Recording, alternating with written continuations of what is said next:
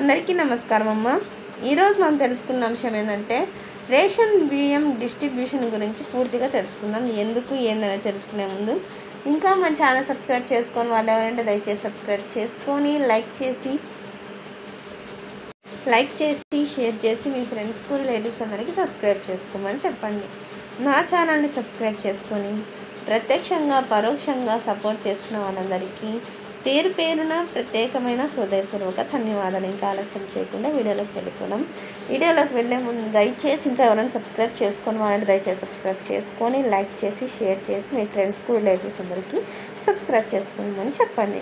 ఇంకా వీడియోలోకి వెళ్ళిపోదాం. రేషన్ బియ్యం అక్రమాలపై కదిలిన సీట్. మంగళగిరి సిఐడి కార్యాలయంలో తొలి సమావేశం. కాకినాడ కేంద్రంగా నమోదైన కేసులపై కీలక చర్చ. ఈనాడు Kakinada news today collectorate.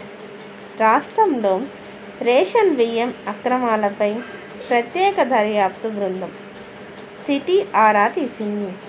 Kakinada కేంద్రంగా జరిగిన అక్రమ రవాణా విదేశాలకు ఎగుమతులపై మంగళగిరిలో సిఐడి కార్యాలయంలో సమావేశమై చర్చించింది. సీట్ అధిపతి సిఐడి ఐజీ వినీత్ బ్రిజ్లాల్ ఆధ్వర్యంలో ఈ నెల 5న జరిగిన తొలి సమావేశంలో సభ్యులు వి ఉమామహేశ్వర్, సిఐడి డిఎస్పి ఏ శ్రీనివాసరావు, కె మధుసూదనరావు, ఎం బాలసరస్వతి పాల్గొన్నారు. పేదలకు రేషన్ బియ్యం పంపిణీ అంశాన్ని పర్యవేక్షించే పౌర సరఫరా శాఖ సంస్థతో పాటు రెవెన్యూ శాఖ మార్గదర్శకాలు, అక్రమాలు శాఖలపై చర్యలు గుర్తించి చర్చించారు. కాకినాడ గ్రామీణం సర్పవరం పోలీస్ స్టేషన్లో నమోదైన కేసుల పరిస్థితిపై సిఐడు చైతన్యకృష్ణ పెద్దరాజు వివరించారు.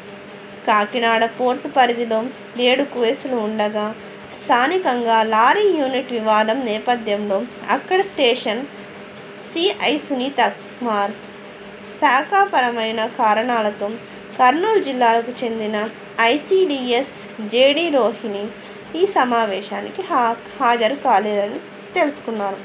మొత్తం 15 కేసులపై సెట్ దర్యాప్తు చేస్తున్నారు.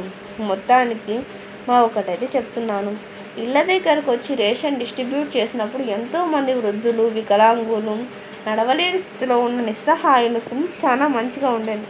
కానీ తిరిగి రేషన్ షాప్లో అక్రమాలు జరుగుతున్నాయని రేషన్ షాపులు పెట్టాలా, ఖర్చు ఎక్కువైతుందని రేషన్ షాపులు పెట్టాలా అని తిరిగి రేషన్ షాపులు పెడితే ఆ రేషన్ షాపుల్లోనైనా ఒక్కరోజు మాత్రమే బియ్యం వేస్తున్నారు, మళ్ళీ స్టాక్ అయిపోయింది.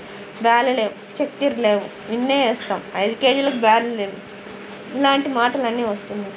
దయచేసి ప్రభుత్వం వారు గుర్తించి నిస్సహాయులకు, నడవలేని ముసలి వృద్ధ వికలాంగుల కోసం దయచేసి మళ్ళీ ఇంటి వద్దకి బండ్ల ద్వారా డిస్ట్రిబ్యూషన్ అయితే చేయండి రేషన్ అని నా తరఫుగా మనవి చేస్తున్నాను. ఎందుకంటే ఎంతోమంది వ్యక్తులను చూస్తున్నాను, వారు వెళ్ళలేని పరిస్థితిని చూస్తున్నాను.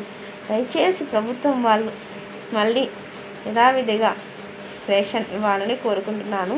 అందరికీ ధన్యవాదాలు. ఇంకా మన ఛానల్ సబ్స్క్రైబ్ చేసుకొని వాళ్ళు ఎవరంటే దయచేసి సబ్స్క్రైబ్ చేసుకొని లైక్ చేసి షేర్ చేసి మీ ఫ్రెండ్స్కు రిలేటివ్స్ అందరికీ సబ్స్క్రైబ్ చేసుకోమని చెప్పండి. నా ఛానల్ని సబ్స్క్రైబ్ చేసుకొని ప్రత్యక్షంగా పరోక్షంగా సపోర్ట్ చేసిన వాళ్ళందరికీ పేరు పేరున ప్రత్యేకమైన హృదయపూర్వక ధన్యవాదాలు. అందరికీ ధన్యవాదాలు. దయచేసి వీడియోని మాత్రం స్కిప్ చేయొద్దు. ధన్యవాదాలు.